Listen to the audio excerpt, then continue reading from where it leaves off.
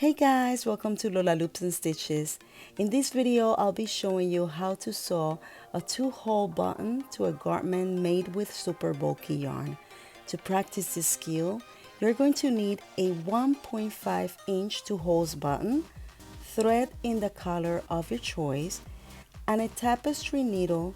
Just make sure that your tapestry needle is small enough to fit through the holes of the button. Okay, first we'll need to thread the needle. Poke into the eye of the needle. Next, you decide where you need your button to go. And once you have that figured out, you place the button and get ready to sew. Now, coming from the underside of the yarn and underneath the button, poke the thread and needle up through one of the 2 holes. Feel free to pull the thread through to your desired length.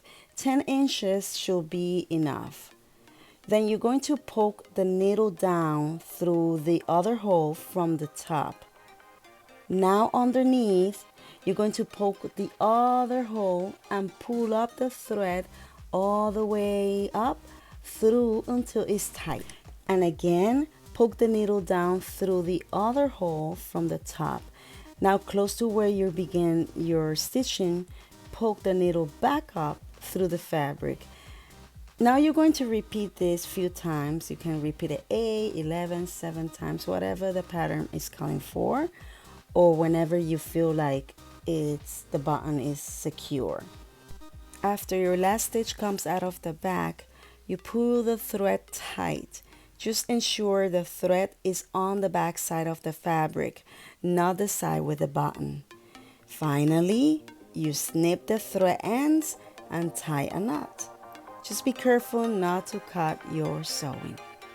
And this is how it's done. Hey, check out my other videos where I'm showing necessary skills needed to grow faster in the crochet world.